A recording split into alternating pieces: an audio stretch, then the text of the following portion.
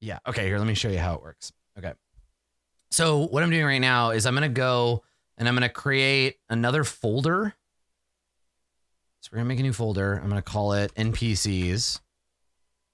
And I'll put this down below. I guess I can close this. Put this down below everything else because it's just for me. Nope, get out of here, handouts. Get out of here, handouts. There we go. Okay, so NPCs. And then I'm going to go add a handout. And this will be the peasants, right? Well, you can't forget about Tawny Butt. And I'll add it as a file, right? So we'll just drop it in as an image file. I think it's uploading right now. I sometimes can't tell. Yeah, there it is. Boom, rebellious peasant. Done. So now I can open this as a separate window and I can have this ready and the players can't see this. Okay, and I'll drag that in here. And then we got to do another one. Create another handout. And this one was Sir Huxley Goldsworth, which doesn't sound like a real name, which is perfect. And he's a petty thug.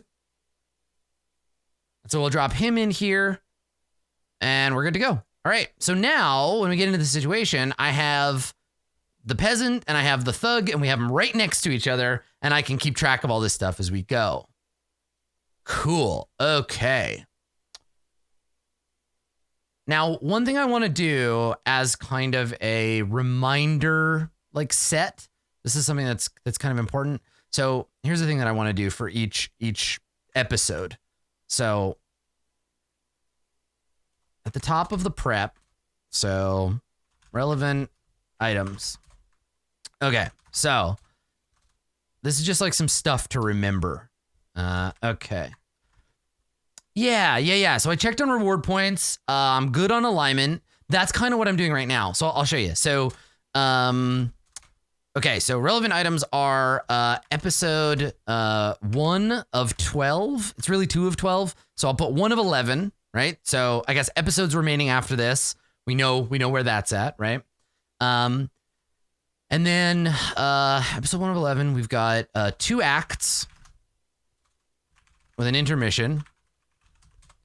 1.5, give or take, 1.5 hours per act. I find repeating this at the beginning of my prep just helps keep me in mind. To answer your question, Binary Gabriel, right now Roll20 has character sheets for Zweihander, but there's going to be a full like compendium like there is for Dungeon World and Pathfinder and 5e. I will definitely be using that once it gets rolled out, but they're developing it right now. So yeah, there'll be like drag and drop weapons and like all of that fun stuff. It's just, they're in the middle of sort of finishing up the first version of it. Yeah, it's going to be really cool. Okay, so episode 1 of 11, 2 acts with intermission, 1.5 hours per act, current alignments, right? Because this is important. I don't know the characters' names yet. We'll figure it out.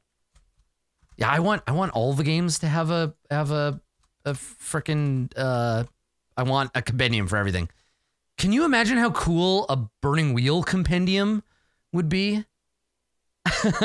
Sticky, that is a great move. Yeah, have backup characters just in case. It is a lot of work for the folks at Roll20 and for the developers to do. Yeah. Cool. Yeah. Thanks, Nugs. You're proving your name. But yeah, drag and drop life paths, automated character sheets, a character builder inside Roll20. Like I want it. Yeah. Mouse Guard and Torchbearer both really fun.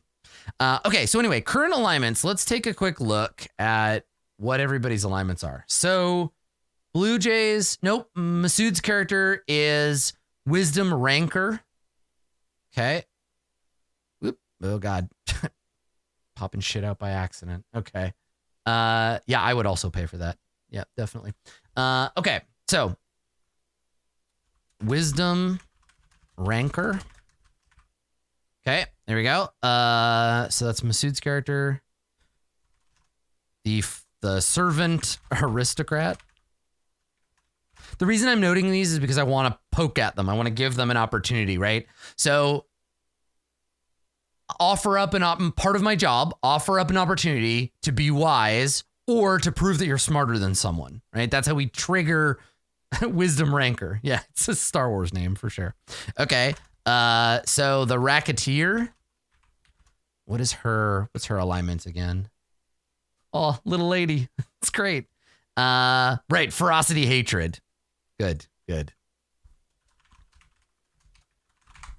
She's got the barbarian alignment. Okay. So her alignment is ferocity, not felicity, hatred. Okay. All right. And then we got Tawny Buttdurgle, which is not going to be this character's name. The Fop, diplomacy, hypocrisy. Okay.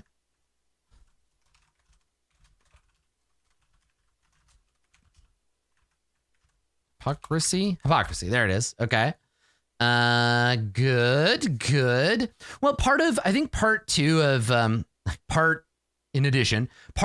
what my job has been with Roll20 is highlighting games that are feature usable in Roll20. They've got cool stuff you can do with Roll20. Like that's why we did the Pathfinder adventure. It's why we did Eberron.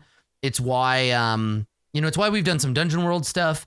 I bet you if there was a compendium launched for another game and I wanted to run a game of it, I'm pretty sure Roll20 would be into, making that happen. So obviously I'm already playing Zweihander because I wanted to, and because, we got our publisher sponsorship for that campaign, but I'd love to go back to Burning Wheel, especially if it was to show off like a Charactermancer and like a compendium. Ooh, baby. That'd be sick. So those would be the circumstances under which I imagine that would happen. Yeah. Anyhow, okay, and then our last one, the cultist, our ogre cultist is, what does she get? She's, let's see, hers wasn't ambition tyranny, it was, what did she get? Martyrdom? It was something martyrdom. Let me look at let me take a look at the book.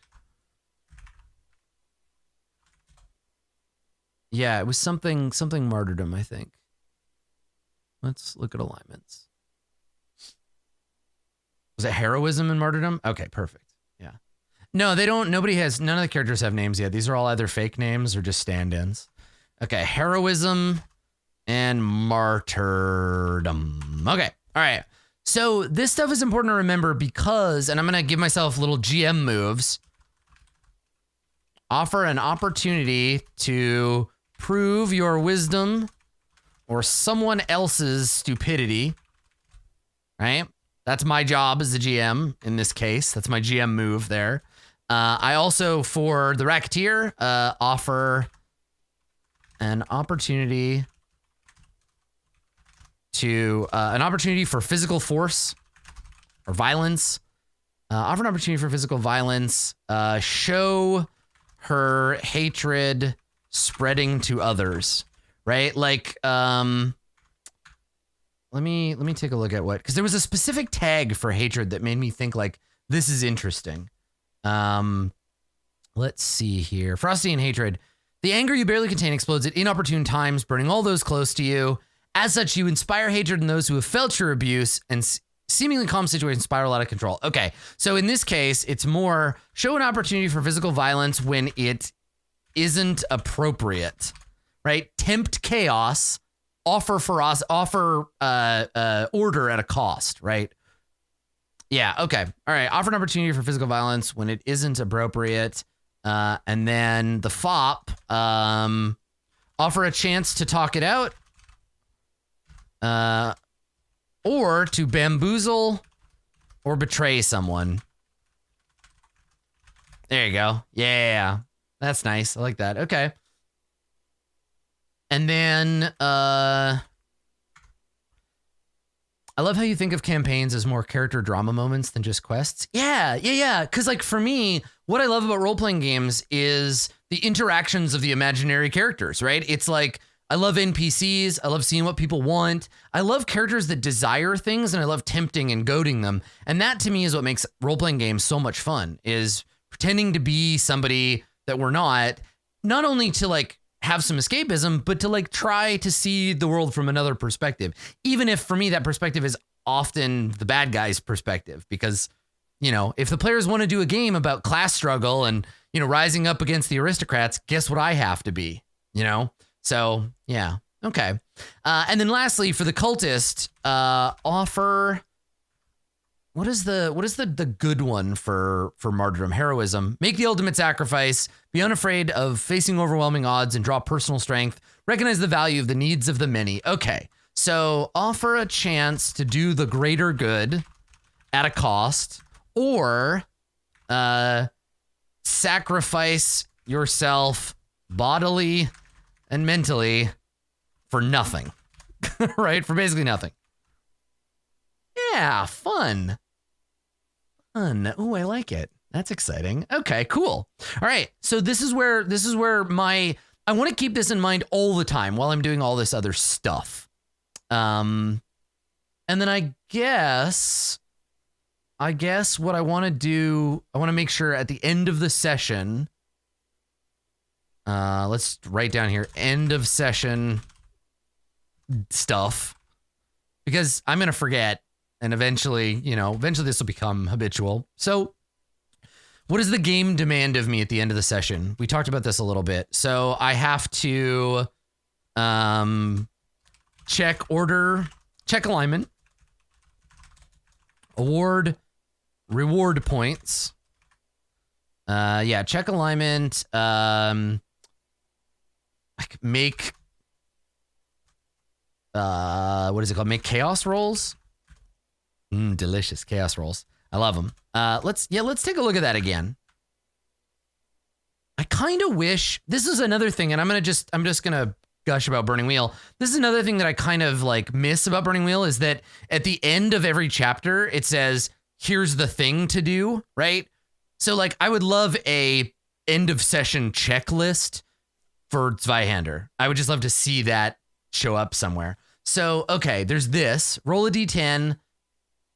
If the corruption die is equal to or less than the corruption you accumulated. Okay, so first of all, check alignment, then roll D10 versus chaos. And this is page 72. Okay. So that's good. Award points, 100 XP.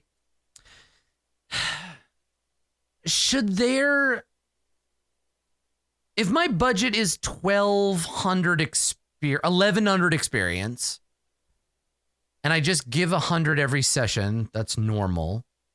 Do we think there should be an opportunity in this first session to earn extra experience?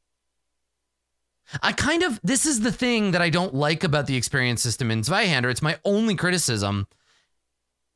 I'm offering it up for anybody. Right? Like it doesn't feel, it implies that I want a certain outcome, right?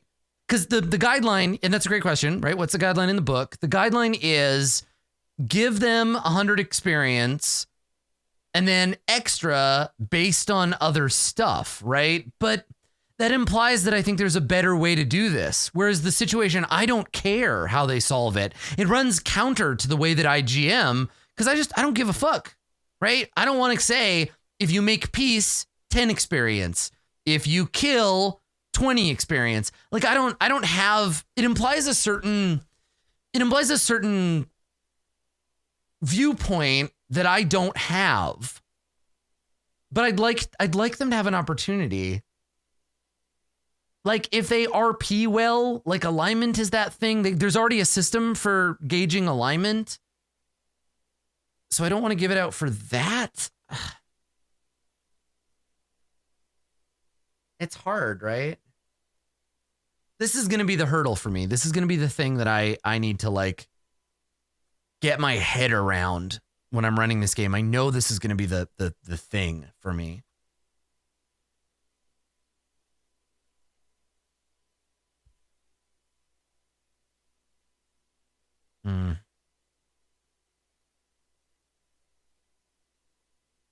How do you gain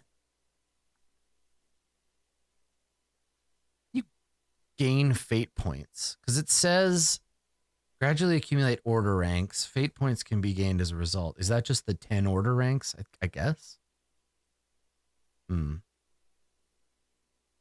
Yeah, I guess that's the way to do it. Okay.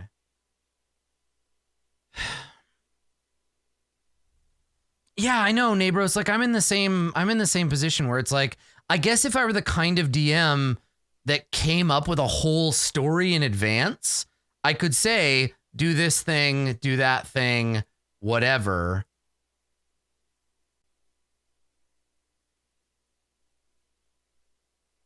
I don't want to penalize them for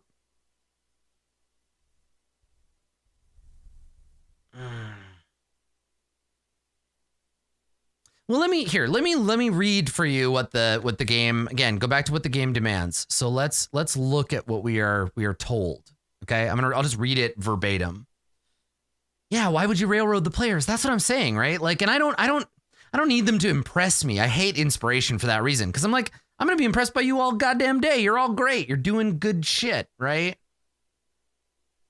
God, I'm tempted to just be like MVP, like just steal from Burning Wheel and do Workhorse MVP, right? Something like that. But yeah, they only work if you play like a linear campaign, right? So I don't know. Yeah, and I don't want to hack the game. Anyway, let me lay this out. Okay, so all right, let's see. Once you have the bulk of reward points out of the way, you should consider giving additional reward points when players move the plot forward at critical moments. Take time before the adventure begins to note important parts of the story. I don't know, because the story doesn't exist yet. You know, I butt heads. I love 99% of Zweihander, but I butt heads with it when it's more traditional, right? Like I tend to GM in a way that's different than I think it expects me to do. Once you have the bulk of reward points out of the way, you should consider giving additional reward points when players move the forward. Take time between adventures, make notes, set aside, assign these critical moments 10, 20, or 30 reward points. Distribute them once the adventure is concluded so as to encourage action and initiative in future adventures. Okay, so it's not even by session. It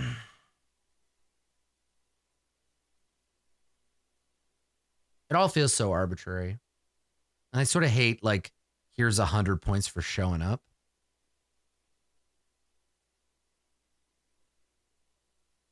Yeah, I don't know. I don't even like the 100 reward points part. Like, I even find that part annoying.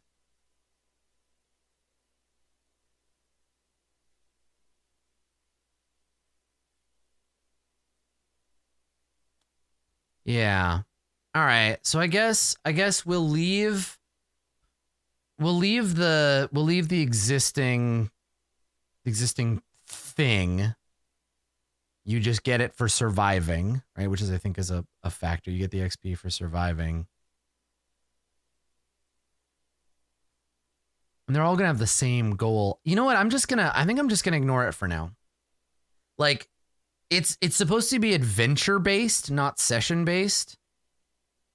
So now it's just kind of like you just get it. You just advance as you play, which it sucks. I don't want to give them experience for nothing. That feeling is annoying to me, but I want them to be able to advance, you know?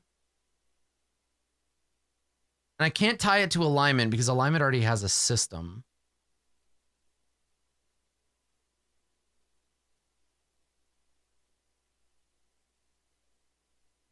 Nah, fuck it. We're gonna do votes. We're just gonna do votes. We're just gonna mirror shades this shit.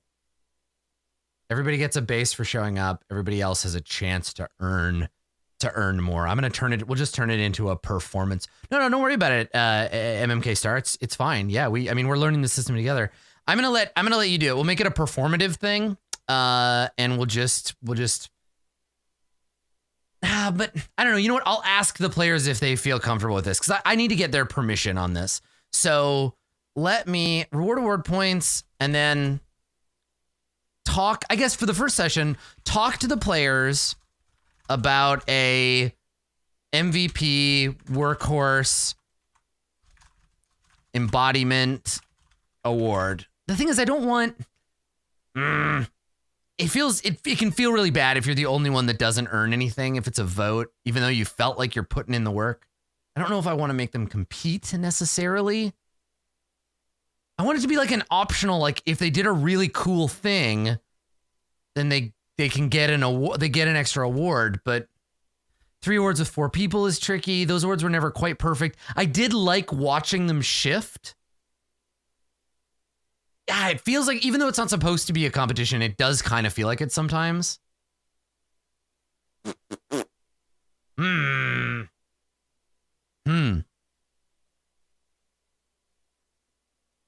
Obviously, I have to think about it. Okay, well, discuss reward structure with players. I mean, that's what we're gonna have to do. Yeah, because I mean, this isn't just a decision about me. It's how do you want to be rewarded? So maybe we'll have a little chat about this at the end of the next session. And I think you're right, Alchemagician. Like this per session thing. It's not. I have to think about it not as a reward. It's not a reward. It's a pacing mechanism. They can't earn more or less of it. That's what alignment is, right? Focus on that. This is just going to be a pacing mechanism, but I'll ask them about, like, is there another fun bonus XP thing we can do where you might get it or you might not get it, and how do you want to structure that? Okay, all right. So end of session stuff is there. Homework for me. Homework I have to do this weekend. Homework. Okay, so what I need to do. Yeah, and that the advancement, like, we're not going to break the game if we give them an extra couple hundred. Okay, so I need to read the combat rules. I need to refresh the regular rules.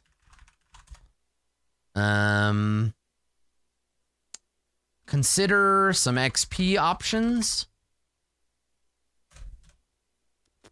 Yeah, and then familiarize with fate points, etc. Okay, they're called fortune points.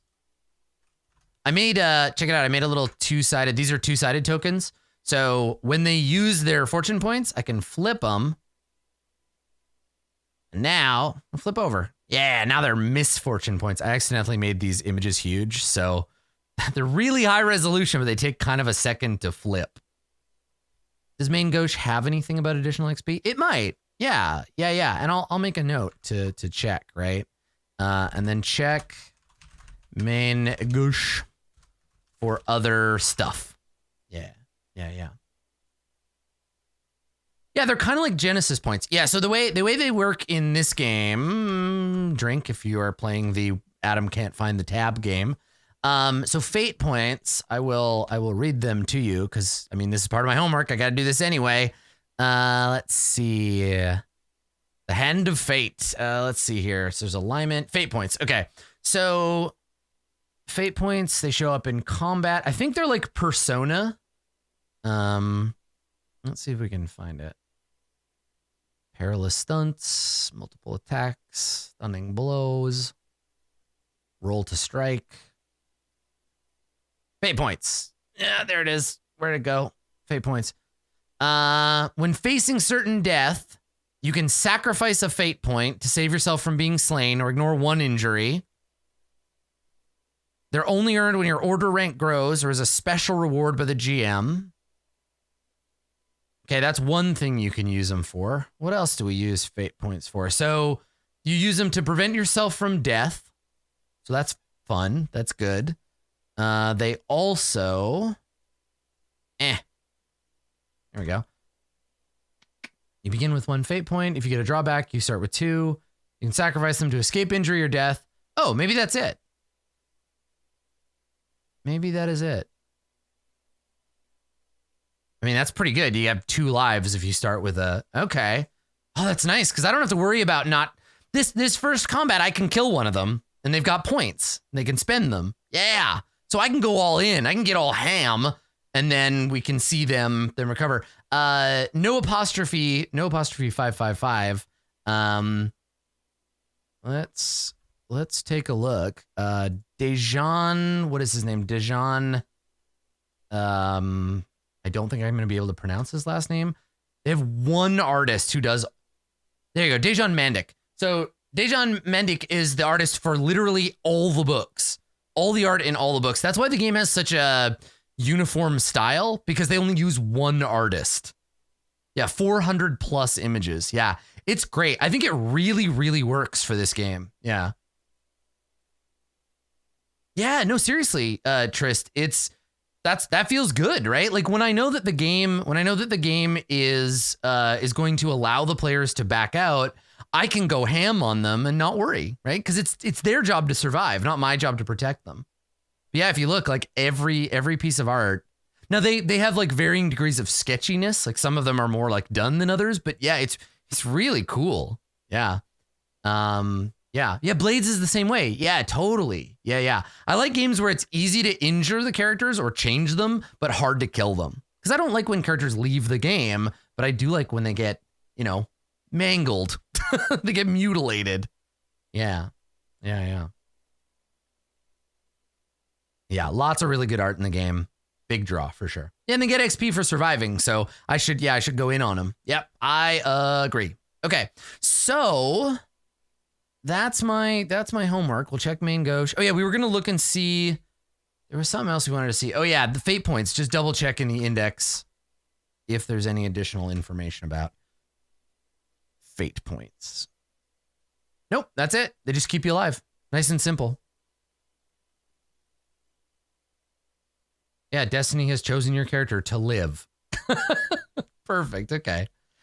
Is there a reason or fun to have other types of XP reward other than pacing? Definitely. Yeah. So, I know some people, not everyone, but some people, when they play role-playing games, they play to win.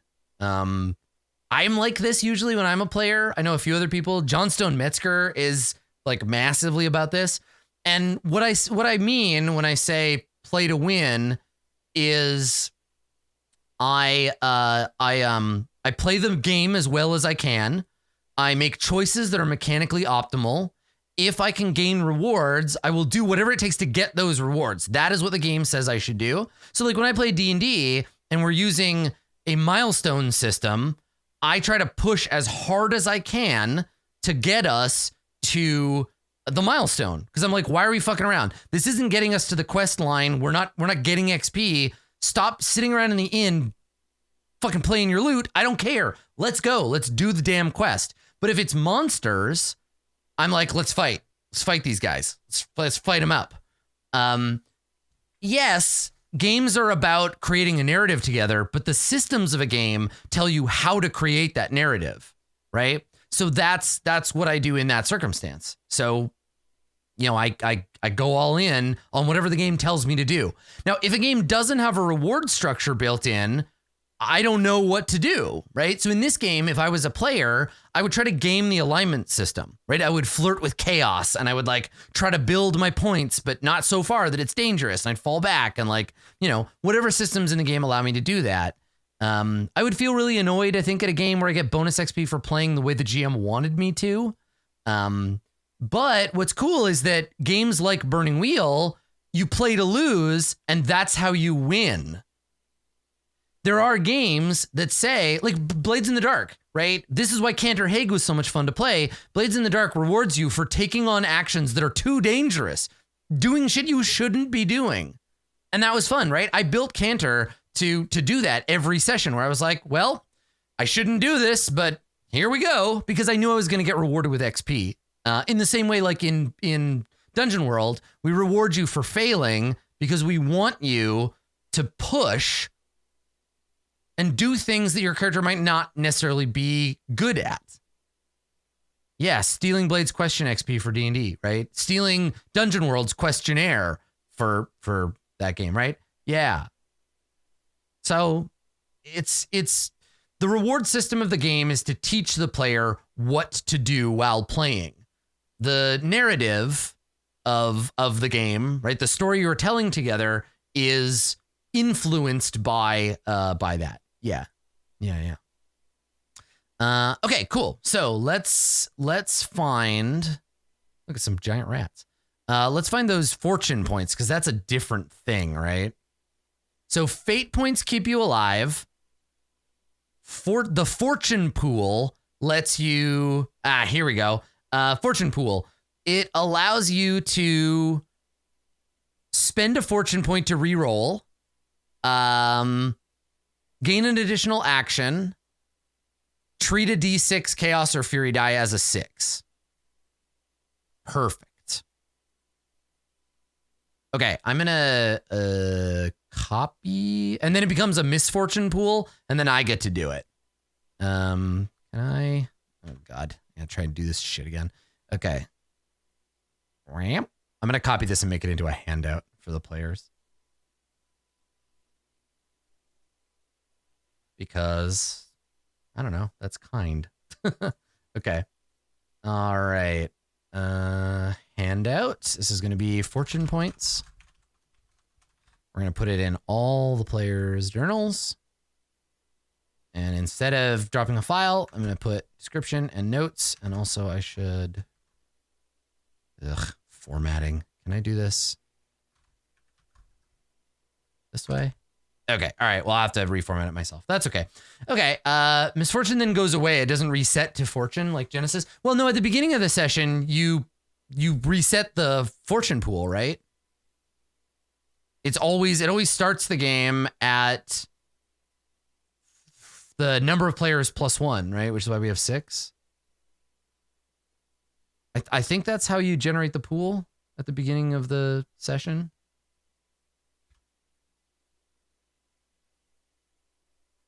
Yeah. Oh, when I use a misfortune, does it become a fortune again? That's right. It's on, off, null, not on, off, on, off, on, off. Yeah. You got it. Okay. All right. So I've copied that. Let me go back to, yeah, good point. Let me go back here and we'll note it. Okay. So using a fortune point, my beloved players, you can use them in several ways. Moving the odds in favor as fortune smiles upon you. Okay. Can't use that to do a failure during combat. Okay. Done. Good. There we go. So now the players can refer to this anytime they need to, and it'll let us know what we need to know as we play the game. Cool. I will probably end up making a little GM screen for myself, right? Like copying and pasting the like handouts and like, you know, putting them in here to build myself a little GM screen. That's what I usually do with systems that don't have a compendium yet. So that's probably something I'll do in my GM downtime as prep. I'll look at the combat rules and see. I mean, I think this uses it'll be shitty Adam Coble drawings for the combat, not like using miniatures, I don't think. Let me do I'll do a quick scan of combat here so we can kind of see what to expect. Okay, so we do initiative, creates the initiative ladder. You roll a D10, you add your initiative. Matching results are broken on PB. And you take turns. Okay, and on your turn, you have 3 action points. You can spend them, but you can also hold them to dodge or parry. But they erase at the end of the turn. Okay. And then you just keep repeating that. This seems like it'll be useful. Let's cut that table. Making my own GM screen.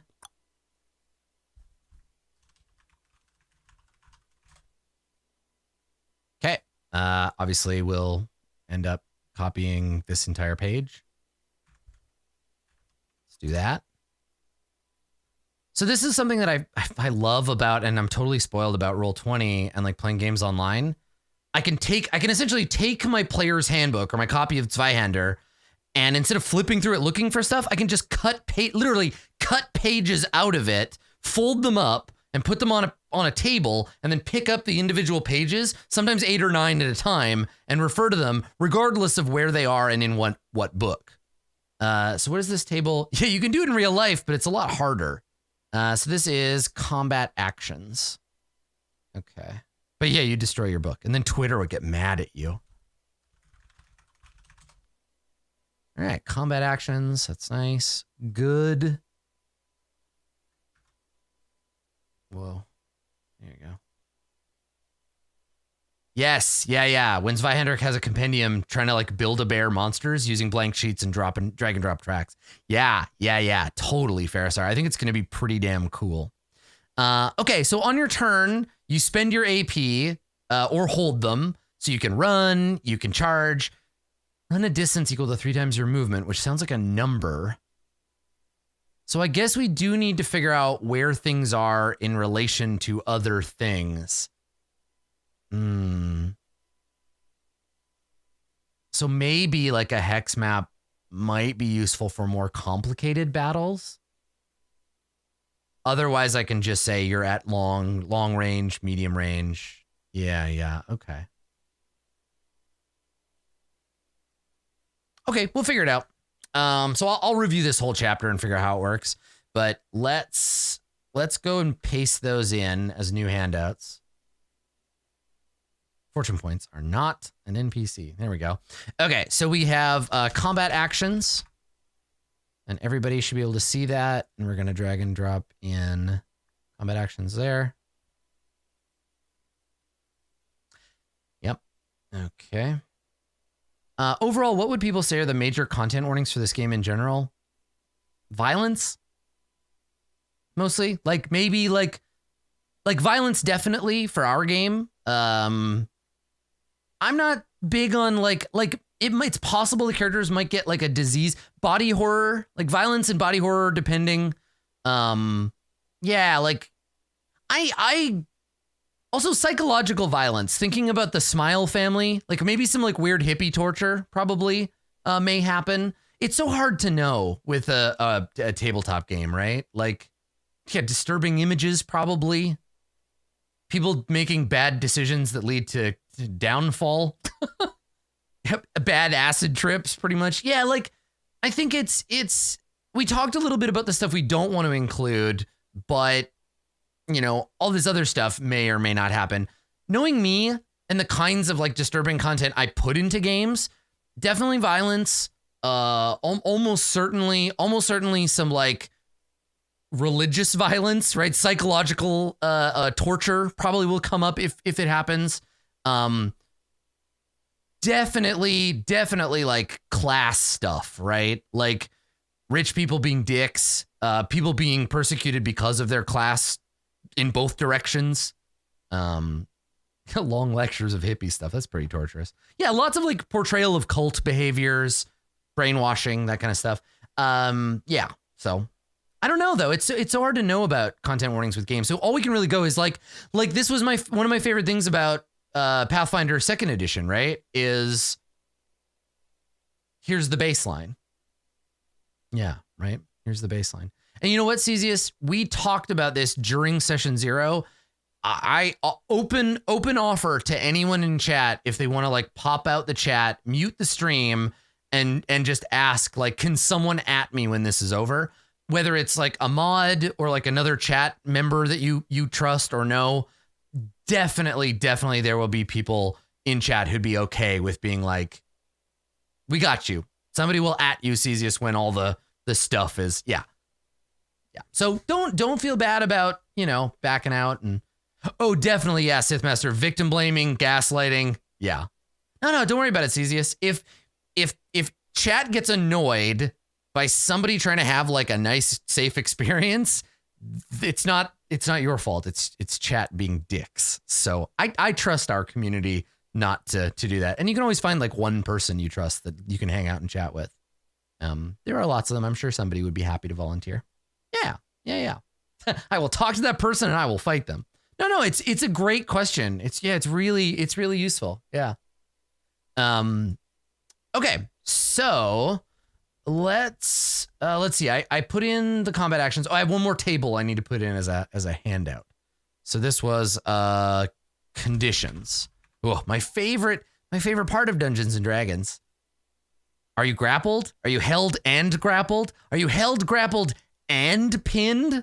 Held, grappled, pinned, and poisoned. Are you incapacitated? I don't know. While you're poisoned, you're also incapacitated.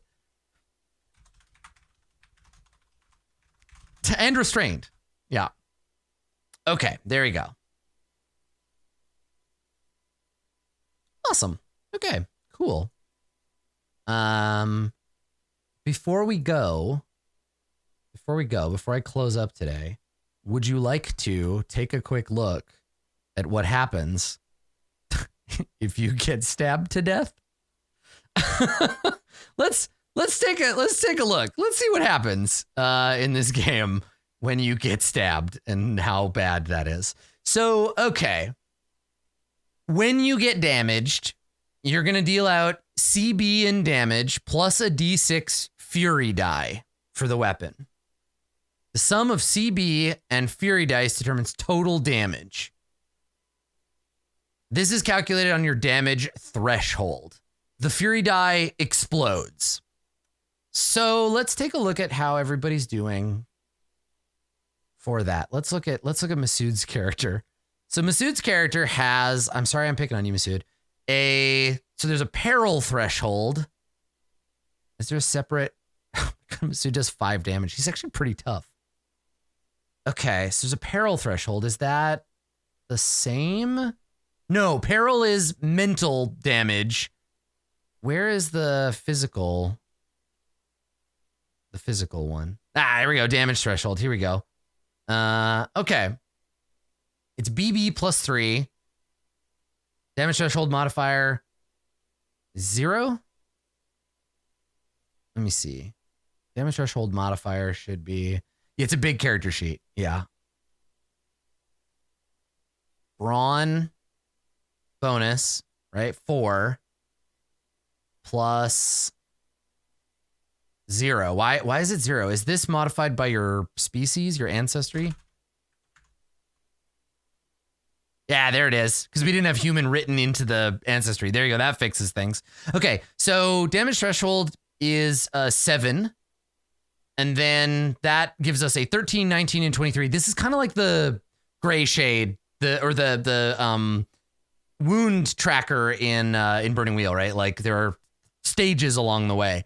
Okay, all right. So let me take a look at what happens if you get hit. Okay, so calculate your damage threshold. We have that. If total damage is equal to or below the threshold, nothing happens. Oh, neat. Okay, so anything less than a 7 can't hurt Masood's character, right? That's how that works. So if Blue Jay's character hits Masood with a weapon, she deals a D6 plus 5. Right, and then armor just adds to your threshold, right? So like D6 plus 5. We roll, we got a 5, it deals 10. So that's over the damage, that's over the threshold for damage, right? So that would deal... Exceeds the threshold, the defender moves down 1 step in the damage condition track. If it exceeds 7 or 6 plus the threshold, 2 steps. 12 plus is 3 steps, 18 plus, instantly killed. Each level should be noted separately on the character sheet. Okay. And every time you exceed it, you move down the track. A tie is soaked. Yeah, it has to be over the threshold to count. Okay, so if we're still picking on Masood. So unharmed, you start as unharmed. If they took anywhere between 7 and 13 damage, lightly wounded, right? 1 up the track. 2 up the track, 3 up the... Okay. All right. Damage threshold plus 18. If you ever take 25 damage in a go, bleh, dead. Okay, so when do we start taking wounds? Let's take a look. Nope, there you go, drink. Okay, damage condition. The closer you get to the bottom, the riskier things become. Injuries can occur within a specific threat range at misfortune's whim. If they reach the bottom, death is their reward. When a defender's condition track drops to moderate, serious, or grievous wound, they're at risk of suffering an injury. When the condition track drops to lightly, there's no risk. Once it drops to moderate, roll a chaos die. If the result is a 6, moderate injury. When it drops to serious, it's 2. Oh, okay. Got it. All right. So those injuries are, yeah, the way the dice explode can be really bad. Yeah. So like, let's go back. And let's imagine, Masood's character takes a moderate wound. So we roll one. What did they say? One die. No, light wound is one die. Let me try that again. Light is none. Okay. All right. So light wound is no chance. So moderate is 1d6. No wound. Okay. You can keep fighting, right? You take another light wound, basically. That bumps you up to serious. And now you're doing 2d6. How'd we do? 3 and 3. Okay, we're good. We can keep fighting. Great. Let's go. Uh-oh, we're grievously wounded now. 3d6. Ah, there it is. Okay, so we take a wound. And then do this die explode? One or more face 6. Suffer a grievous injury. Okay, each injury is a specific penalty. In addition, 3 corruption for moderate injuries, 6 for serious, and 9 for grievous. Right. And if you suffer an injury and you're not wearing armor, you begin to bleed. Yeah, this is cool. It's pretty rough. All right, so what happens when where's the damn wound table? What does it do? Show me. Aha, injuries. There is a thing on the character sheet, yeah, that just lets you automatically do that. Okay, so injuries should be in this chapter somewhere. Let's take a look at them. Ah, there they are. Okay, so when did we take an injury? It was grievous, right? Yeah, so now we roll a D100. We get an 87. Vitreous hemorrhage. Until fully recuperated, you can't see as you're blinded. You must undergo a successful surgery or suffer the consequences. Once the hemorrhage has undergone a failed surgery, you gain the black cataract drawback. If you already have it, you permanently lose 9% on your perception. Okay, great, good. So the option here would be, all right, do you want to spend a fate point and ignore that injury? Or do you want to become blind? Also, you are so close to having a severed artery and kill you. Does this game have a slain table? Ah, it does. Yes, I love these. These are so good because it's like you're dead. We know you're dead. Let's roll to see how you died. So in this case, let's imagine he's blinded first, and then Blue Jay's character stabs him with attacks him with a bladed weapon and kills poor Masood's character. And we roll a D100. And we got a 44 on a bladed weapon. The weapon crashes into the shoulder of your foe, tearing a ragged arc through the chest cavity before emerging near the hip. Flesh slips away from the rib cage like an unzipped coat. Oh no. Oh no, gross. And they just fall out like a character from Cats. So that's why there's a violence warning, a graphic violence warning on this game, because people, when they die messily.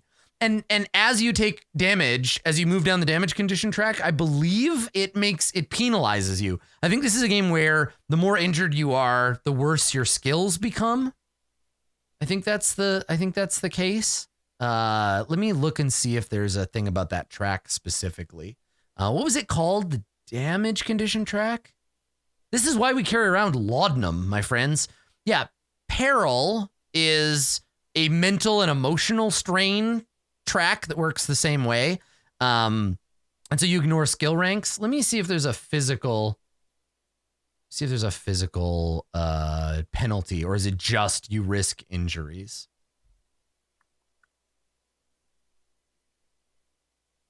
It might be just that's what happens, yeah.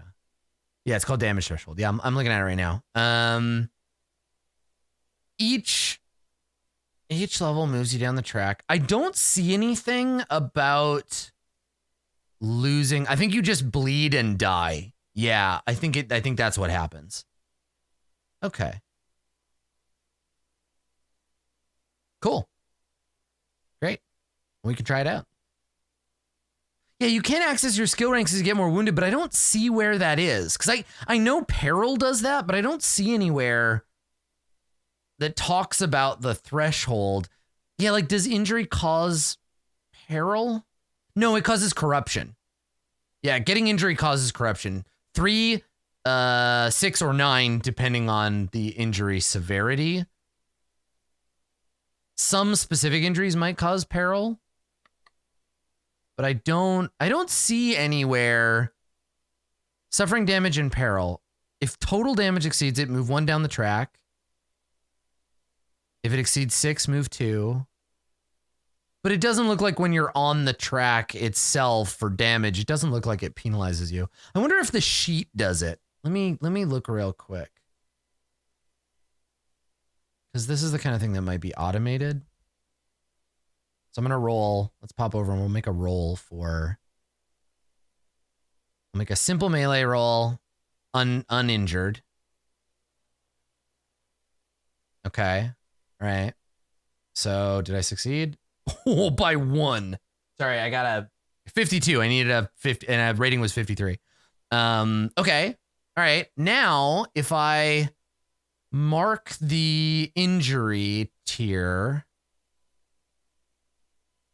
let's say we're seriously wounded. I don't think it's supposed to penalize it. Let's roll. No modifier. Okay. Still succeeded. Okay, cool. Yeah. It's just peril because you're distracted from the things that you know, and then it's supposed to be that as you get worn down, those injuries represent physical wounds. Yeah. Okay, that makes sense. Yeah.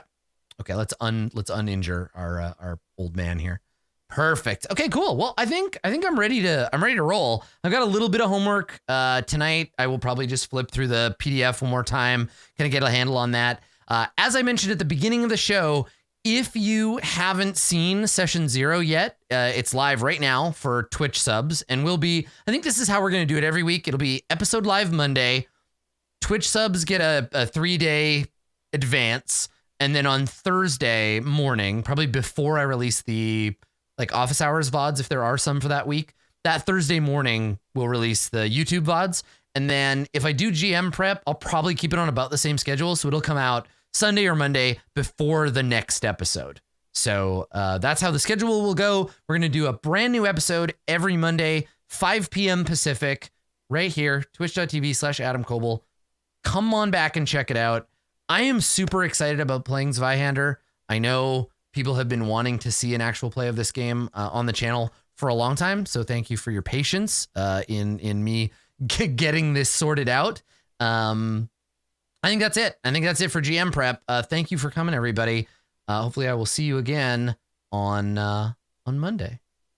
Yeah. Awesome. All right. Bye, everybody. That's it.